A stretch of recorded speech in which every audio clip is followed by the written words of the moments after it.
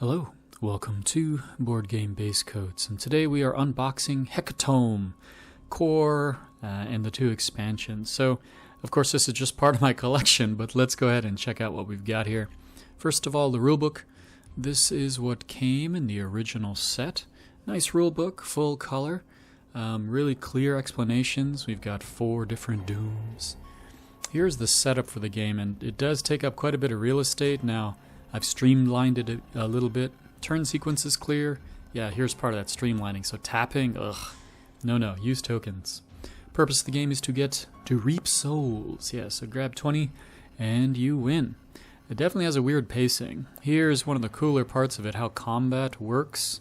Very clear explanation, very nice. And here's the meat of the game, so the glossary. If you're going to print up some player aids, this is what your aids would have to be on. It's the keywords, because there are a ton of keywords in the game. They're pretty clear, but there are just a lot of them. So especially if you're new at the game, or like me, haven't played it in a while, it's definitely useful to have those out. Let's go ahead and check out some other components. We've got the souls here. These are punched out, very thin cardboard, 1, 5, and 10. Yeah, I just use cubes, so let's go ahead and check those out. Not included in the game. I have 5 different colors in here. I use white for souls, and then just cubes to kind of match to the different dooms. So red, blue, black to represent the gray, and then green. So let's check out some of the sets here. We've got corruption is the power of madness, deformity, and knowledge not meant for mortals to know. Corruption minions include mutants and ancient evil Mesoamerican entities. Yeah. So let's look at some of the anatomy of the card. So down here on the right, that's the set. Here on the left, it's numbered, and the rarity. So circle for commons, diamonds for uncommons, and stars for rares. I almost have full sets of the first and second, and I do not have it for the third. So what can we do here? I'll read off the title. So Husker, Squad Leader, Cursed Galleon. No, not going to do that. Further anatomy of the cards here. We have the name. We have basically 2 kinds of cards. So right here, this would be a fate card, essentially a spell, and there are relics in here. So some of those are one-time use. Some of them stick around and play for a little bit. The other type of card would be minions. Okay, so here's a minion, for example. You can tell a minion because on the top left, it has a strength value. All right, so in this case, the Kemsis has a strength of 1. Now, if you're building a deck, now what you're supposed to do is build a deck of 40. I think later they changed it to a deck of 60, just as they did for Magic. You're allowed a maximum of 3 of any one card. So what I've done is I've opened up enough starters and boosters. So I do have full sets of at least the commons. So I have 3 of every common in these piles. I've got 2 of each of the uncommons, and for the most part I do have 2 of each. And I have 1 of each of the rares, and it is the rares that I'm mostly missing. Now, if you are going to construct it, that's a way to go. If you watch my playthrough, yeah, I didn't go the constructed route, so I've just created these piles of 1 color, so that, and basically this creates 4 draw piles. And as you're playing, Cthulhu, yeah! So yeah, that's the other type of, basically, card. There are some gods, essentially. So there are the 4 piles. So you can essentially just choose the pile that you want to get. And why is this important? Well, so this, of course, is the corruption pile. So see this Zerlich? So there's that green, that splash of green at the bottom. So there's this kind of window. So here you have a purple window, purple bordered window, red bordered window, blue bordered window. And if you look at the inner part of the card here, so there'll be little triangles. So this Baikihi, so gray triangle, Kuf Abuth. So those little gray triangles kind of in the corner. 1, 2, 3, 4 for the Spirit Warrior, yeah. And as you place these transparent cards on top of previous cards, you're kind of going clockwise or counterclockwise around this border. And what happens is that little triangle window will show the color underneath. And if it matches, then you will basically combo and get some extra effect. I mean, it's kind of cool. It's kind of distracting. when I play the game, I'll often hesitate playing something just so I can get that combo. Now, a lot of the cards, like this one, it's just black, so you have the windows still, but there's no extra effect. So, in general, you're playing the cards with no effect at the bottom and then just kind of layering up. Now, because of the way the game works, you're on this ticking clock. You get 1 soul every round, and because you need 20 to win. You already have this clock. But when you attack another player and you hit them, you have this huge swing. You actually directly take their souls and add it to your total. And because of that, combat is so swingy, and it's incredibly important for you to get creatures on the table and get attacking as soon as possible. And so this kind of cool window mechanic kind of gets lost in there. To be honest, I feel like as a variant, combat, fine. You attack somebody and you hit them where it hurts. You get their souls. But as a variant, instead of hitting them and taking their souls and adding it to your total, it might be better to hit them and they simply lose the soul. So it slows them down, but it doesn't do that double whammy of slowing them down and at the same time boosting you up. Because literally, you're going to end the game with almost 1 round of combat. So I think it really kind of detracts from the game. So with that ticking clock of 1 soul per round, that's enough of a clock, I feel like. So there's really no reason to give it that turbo boost at the end. So as you can see, as is typical, I guess, for my channel, house rules. House rules are the rule of the day. So definitely, I love games, but I like them to be fun, and I like them to kind of be a bit smoother. So having the different piles of colors definitely smooths things out as far as, okay, here, I have the Jungle Hunter. I need a red card. I'm going to go draw a red card, and maybe I can combo it. Because comboing is fun. You know, it's no fun to sit there and be all like, all right, waiting for a card, okay. And it is fun to play with all the colors, and so I think it's a good solution. Anyway, we are reaching the tail end here of the Corruption deck, and witness the coolness. All right. So that takes care of Corruption. Let's go ahead and set that aside and move on. Next up, Greed is the power of wealth, temporal power, and unholy desire. Greed minions include undead and animates. Now, diametrically opposed, each of these, so Greed and Corruption, for example, are the opposites. In play, there are some of the powers that kind of mimic that. So it is kind of cool that within the game itself and how it mechanically works that way as far as the powers, you get that feeling. So there'll be powers that say, okay, these creatures essentially ignore you, or this creature, can't damage you, or whatever.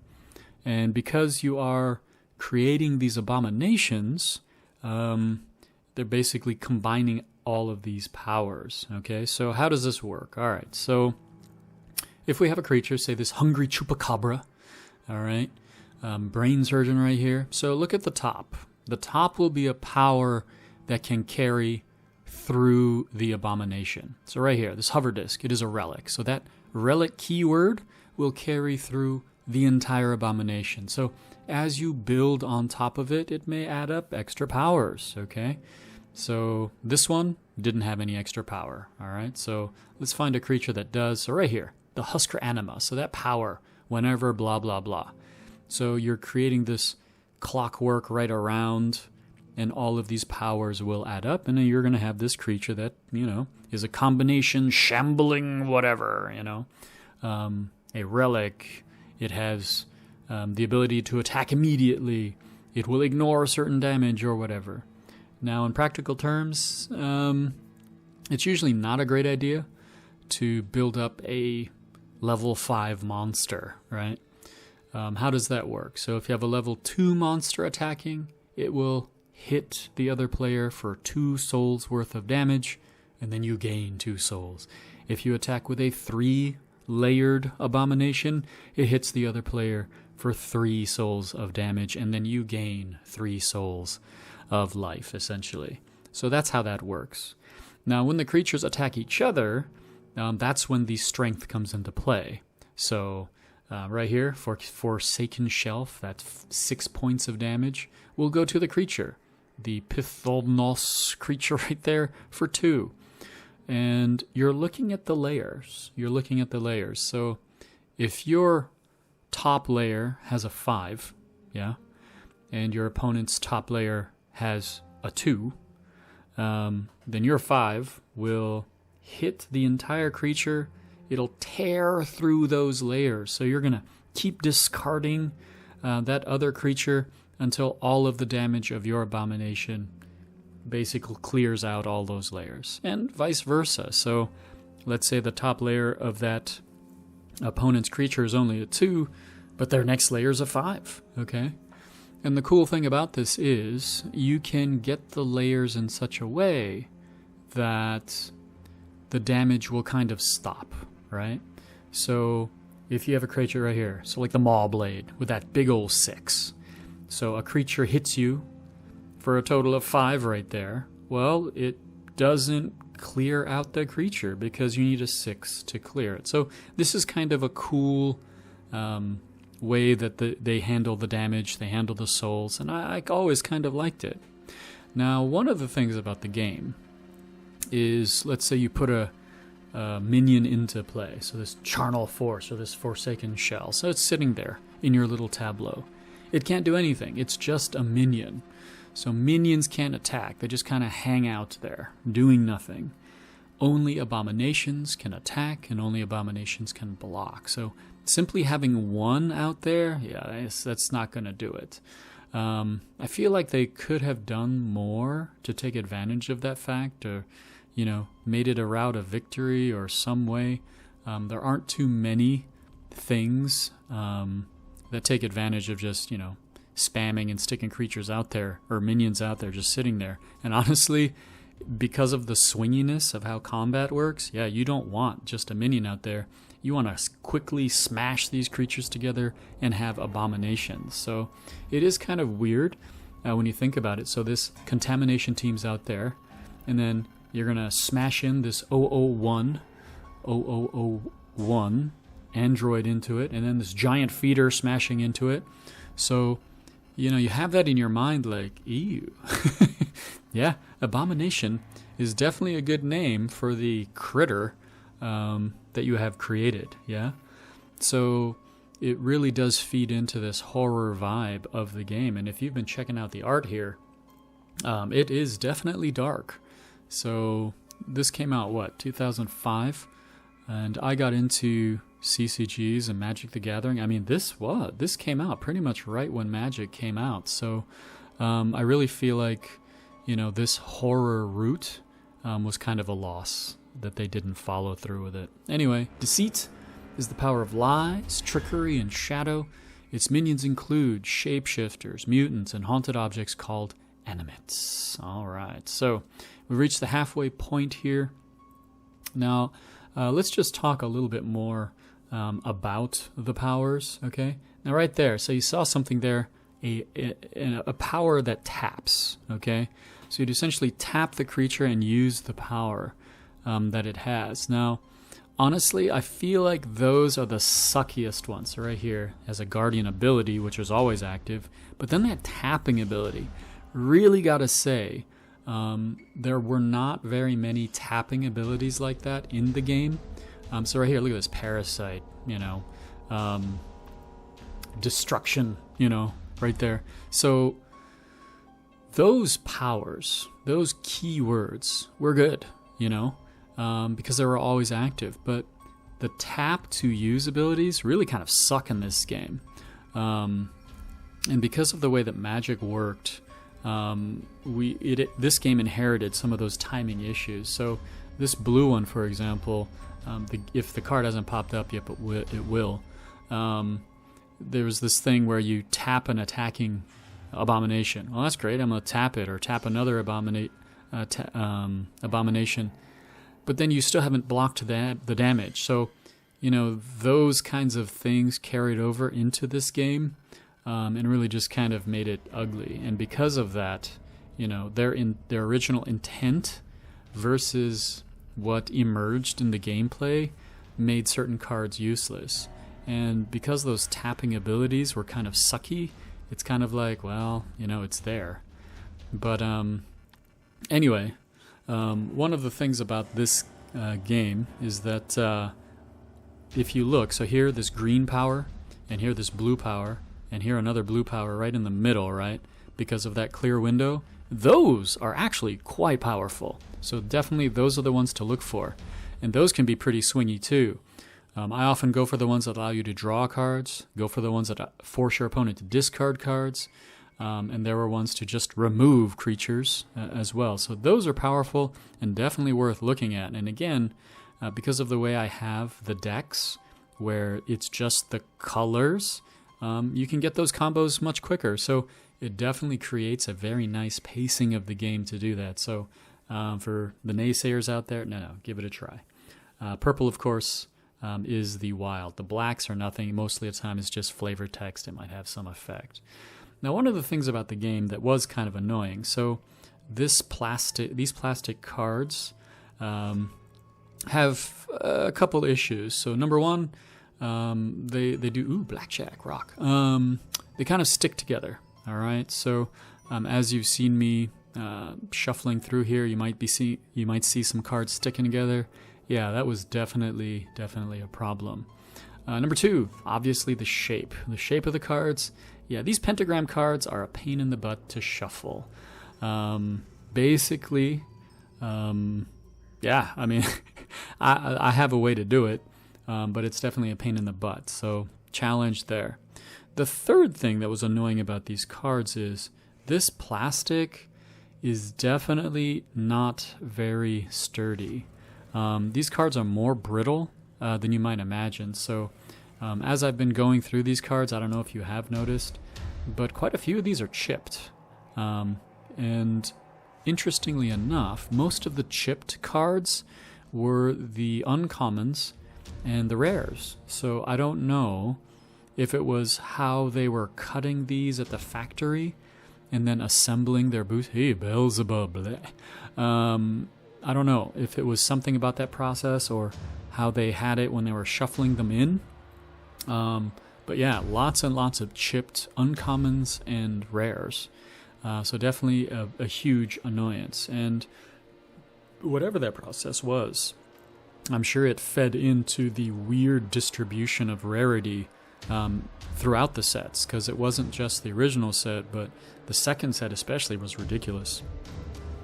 If you think about a normal CCG, you know, they're cardstock, you know, they're printing what? These huge posters of cards that basically go through the cutter and then are cut. And I remember, you know, this was a problem with all CCGs for a while there because they didn't quite understand how that rarity worked. And so you're getting bizarre rarities where even the rares seem more common than uncommons. You know how that worked? Anyway, that concludes Deceit. Let's go check out Destruction. Is the physical power that sunders and crushes. Among destruction minions are beasts and Aztecals. All right. Now that's one of the cool things about this game. So just the theming of it and the types of creatures. So I feel like there's lots of this Aztec and Mayan flavor, not just here in this red destruction set, but throughout all of them. As far as other themes go, we've got the kind of Halloween theme. I mean, it's touched on, but I wouldn't call it a big part of it. I'd say there's lots of this, torture horror in there. So yeah, I feel like, you know, just that touch of 80s horror is definitely in there. I have feelings of Freddy Krueger pulling that girl through the TV, that sort of thing. But the Aztec horror, very cool, has this sort of sci-fi feeling. especially with the third set and its aliens type thing. And finally, it's got, hey, there it is, through the TV. It has this sort of cosmic horse, like there with Nuit, Ooh Fly, classic, right? So the combination through all three sets and through all four dooms, all four colors, I think it fits. So you go looking through this set, and it really does have this very nice coordination through all of them. Hey, touches of the Matrix there, between all of them. So this was something I really appreciated about this. So if you think about just before the CCG market just became this massive just mess, this series, Hecatomb, was really cool. Yeah, here we go. So those two obviously got stuck together. So I remember when I first got this, I really was just looking for a break from Magic, because I was already starting to feel some of the problems, not just with Magic, but CCGs in general. This money dump, the pressure of building decks, but then that pressure was removed when, as meta, there were decks that were just floating to the top and everyone was playing them. So it just became incredibly boring, and here we are, what, decades later, Magic is still going, going strong. Dipping my toe back in, they have now, what is it called when you have this huge deck, what is it, Commander now, which is almost like a Highlander style deck. That's pretty much the only way that I'll play now. Of course, I haven't bought a new Magic the Gathering card since what? Wow, I can't even recall. But yeah, so back in this time was when I was really looking at playing collectible card games. But now I'm more interested in bringing them back out and playing with them in slightly new ways that just brings back that fun. It's not fun for me to play competitively, even though it is funny, to go to stores, to see people playing, and they'll say, because, we're all just gamers, and it's funny to sit down and then they'll say, hey, do you have any decks? And I'll say, no, I don't. Do you have an extra? And I'll pick it up, I'll shuffle through it and look at the mechanics, and oh, there's some changes, some variations, and then it's just, you sit down and play, and it blows them away, and they'll look at you like, you don't play Magic? And it's like, I used to, but you just kicked my butt. It's like, this, it's kind of like riding a bicycle that now has, some weird attachment onto it, but it's still a bicycle. You get it, right? Anyway, comparing Hecatomb, I always want to say Hecatomb. Oh, it's the other way around. Playing Hecatomb, and I always want to say Hecatomb. If you compare the play between this and Magic, one of the attractive things about this is just the way the turns were. There was flexibility. When you draw the cards, when you play the cards, you can spread out your attack. Those choices of how the turns went was just another attraction for this game. You could literally, okay, I'm going to draw, first of all, I'm drawing 2 cards, very cool. And because of the way I have it set up, wow, I can draw different colors, the same colors, whatever I want. But the turn itself, I could attack with 1 creature or attack with all of them. I could then throw a card on top of it and make it a bigger abomination. So those choices, were very nice. And I think now, I feel like the game has matured in just the way that I play it, right? Anyway, let's look at the last couple things in here. Here was an insert, all right? So a little bit of flavor there. This obviously came in Blanket of Lies, just introducing a couple new concepts. Here's the original checklist. Wow, this thing is decades. I think was 10 years ago, I feel like. It shows, obviously, things I'm missing. There's the first set. Some altar there that I'm missing. What is that? Fetish of something. So obviously, if you're sitting out there and you have these rares that I'm missing, hey, awesome. Love to trade. I probably have plenty of extras. Here's the second set. Oh, this thing really bothered me. You know, because it was a small run of cards, but I just could not complete it. I mean, that's just ridiculous to me. And finally, of course, the third set, I think they finally got the distribution of rarities good, so that obviously is complete. So let's go ahead and check out some extra bonus stuff here. Setting that aside, and boom! Yeah, I have some sealed booster boxes. Yeah, alright. I have no plan to open these up. And you think to yourself, hey man, you could open those up, complete your set. No. No, not really interested in doing that at this point. I've got 3 of the regular Hecatomb. I've got 1 more of these Blanket of Lies. I do not have any more of the All Hallows Eve. I think now, even on eBay, you can't even get these things for any kind of reasonable price. And finally, here are my extras. So this box right here has the original core set. So this is set number 1. Over here on the right side, these are my extra uncommons and rares, right? So the pile there, it's certainly very beefy, and got some stuff in there to try to combat any humidity and mold. Yes, very essential.